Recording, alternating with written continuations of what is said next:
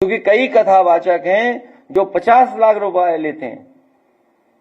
कोई किसी की हैसियत है कि धीरेन्द्र शास्त्री को बुला ले अपने घर कथा के लिए? कोई अंडर टेबल लेगा वो बाबा पैसे?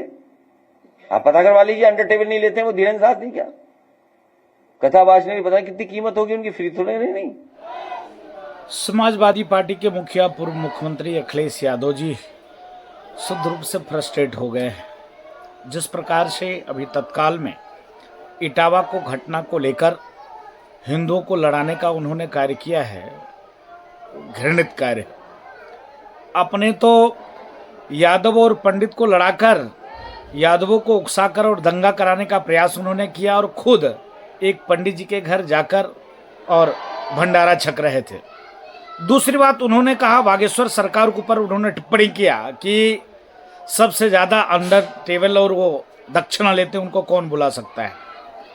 बागेश्वर सरकार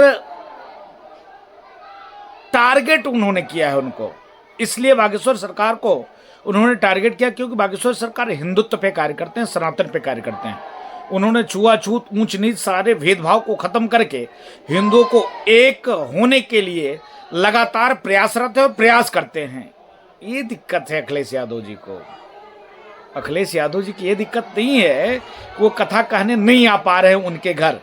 दिक्कत ये कैसे वो हिंदुओं को एक कर रहे हैं। हिंदुओं को एक होने से तकलीफ किसको है, डर किसको है, सबको पता है। और कभी उन्होंने अन्य मजहब के धर्म गुरुओं पे टिप्पणी नहीं किया, सिर्फ सनातन के ही धर्म गुरु पे टिप्पणी किया। आज से कुछ दिन पहले उन्होंने उत्तर प्रदेश के यशस्वी मुख्यमंत्री योगी आदित्यनाथ जी महाराज पे टिप्पणी किया। उन्होंने कहा वो तो गांजा पीते हैं। ऐसे ऐसे शब्दों का प्रयोग करना सिर्फ हिंदू धर्म गुरु के लिए करते हैं, तो अखिलेश यादव फ्रस्ट्रेट हो गए और कुछ नहीं।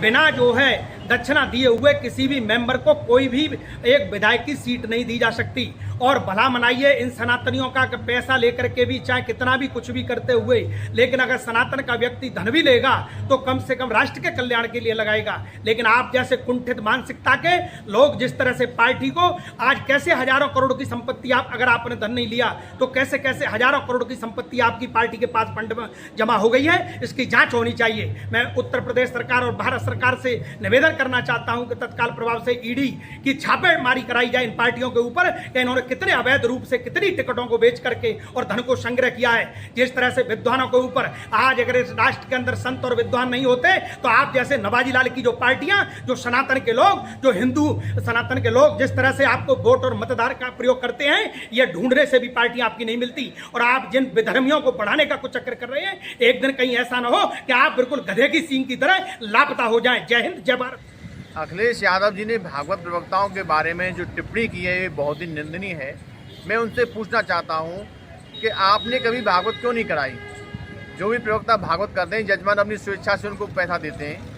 आपने तो, आपकी पार्टी ने राम भक्तों पर गोलियां चलाई, तब भी आप मौन रहे।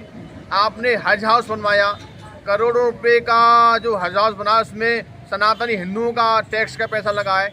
तो आपने सनातन धर्म के लिए कोई कार्य किया हो तो बताओ।